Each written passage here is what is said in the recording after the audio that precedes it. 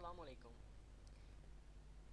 मेरा नाम राशिद है और आज मैं आपको बताऊंगा कि किस तरह से आप रोज़ को हाइड कर सकते हैं और किस तरह से अनहाइड कर सकते हैं VBA कोडिंग को यूज़ करते हुए।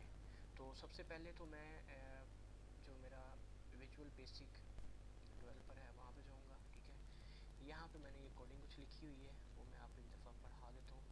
ये मेरे पास दो मैक्रो हैं, ठीक है, एक हाइड के नाम से और एक अनहाइड के नाम से है। सिंपल है, दिस वर्कबुक, ठीक है, इस वर्कबुक के अंदर शीट्स में जाना है और शीट का नाम है ट्यूटोरियल नंबर 7 और उसकी रोज़ 2 फ्रॉम 2, ठीक है, 2 से 2, 2 फ्रॉम 2, ठीक है। ये रोज़ यानी कि ये सिलेक्शन करेगा सेकंड नंबर रोज़ की। अगर इसकी आपको समझ नहीं आ रही तो इसके लिए आपको मेरा ट्यूटोरियल देखना पड़ेगा, जिसके अंदर मैंने बताया हुआ है कि किस तरह से हम रेंज को और सेल को सिलेक्शन करते हैं, किस तरह से प्रिंटिंग करवाते हैं। ठीक है, तो अगर आप वो देख लेंगे तो आपको ये समझने में इसकी आसानी होगी।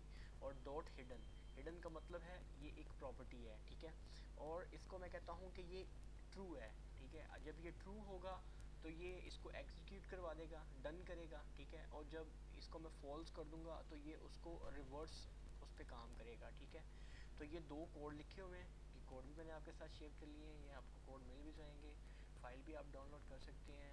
ठीक है, मेरे फेसबुक पेज से उसके लिंक वगैरह ये यहाँ पे अवेलेबल है, आप देख सकते हैं। और अब मैं आपको रन करके दिखा देता हूँ।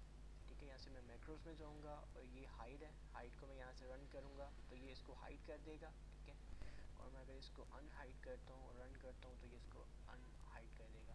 तो इस तरह से आप इन मैक्रोस को यूज़ कर सकते हैं। ठीक है, इन मैक्रोस को यूज़ करते हुए रोज़ को हाइड और अनहाइड कर सकते हैं। आज के लिए इतना ही था। नेक्स्ट मैं आपको बताऊंगा कि कॉलम्स को किस तरह से हाइड और अनहाइड कर सकते हैं VBA कोडिंग को यूज़ करते हुए। तो ठीक है, फिर शुक्रिया आपके टाइम का, थैंक यू।